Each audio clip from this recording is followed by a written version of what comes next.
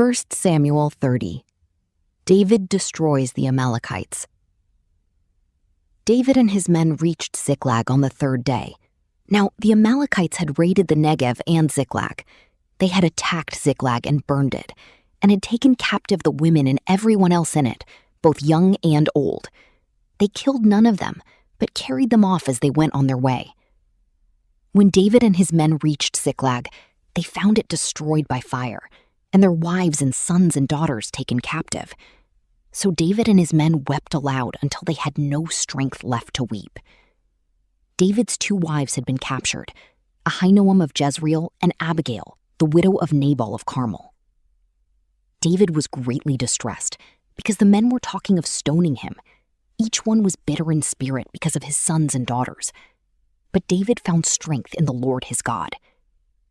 Then David said to Abiathar the priest, the son of Ahimelech, "Bring me the ephod." Abiathar brought it to him, and David inquired of the Lord, "Shall I pursue this raiding party? Will I overtake them?" "Pursue them," he answered. "You will certainly overtake them and succeed in the rescue." David and the 600 men with him came to the Besor Valley, where some stayed behind. 200 of them were too exhausted to cross the valley, but David and the other 400 continued the pursuit. They found an Egyptian in a field and brought him to David. They gave him water to drink and food to eat, part of a cake of pressed figs and 2 cakes of raisins. He ate and was revived, for he had not eaten any food or drunk any water for 3 days and 3 nights. David asked him, "Who do you belong to?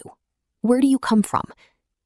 He said, "I am an Egyptian, the slave of an Amalekite. My master abandoned me when I became ill 3 days ago.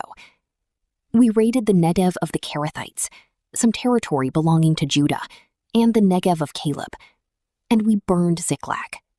David asked him, "Can you lead me down to this raiding party?" He answered, "Swear to me before God that you will not kill me or hand me over to my master, and I will take you down to them." He led David down, and there they were, scattered over the countryside, eating, drinking, and reveling because of the great amount of plunder they had taken from the land of the Philistines and from Judah.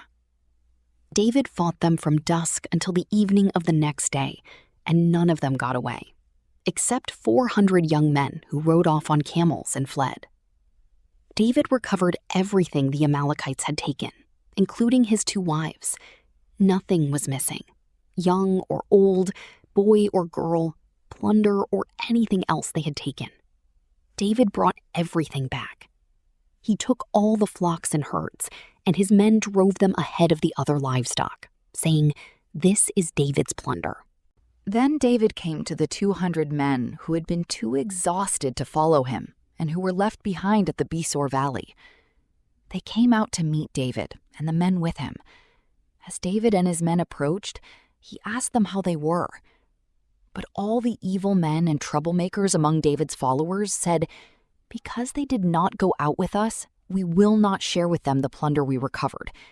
However, each man may take his wife and children and go." David replied, "No, my brothers, you must not do that with what the Lord has given us. He has protected us and delivered into our hands the raiding party that came against us. Who will listen to what you say? The share of the man who stayed with the supplies is to be the same as that of him who went down to the battle. All will share alike." David made this a statute and ordinance for Israel from that day to this. When David reached Ziklag, he sent some of the plunder to the elders of Judah, who were his friends, saying, "Here is a gift for you from the plunder of the Lord's enemies." David sent it to those who were in Bethel, Ramoth Negev, and Jatir, to those in Aroer, Siphmoth, Eshtemoa, and Rakal, to those in the towns of the Jerahmeelites and the Kenites, to those in Hormah, Bor-Ashan, Athok, and Hebron, and to those in all the other places where he and his men had roamed.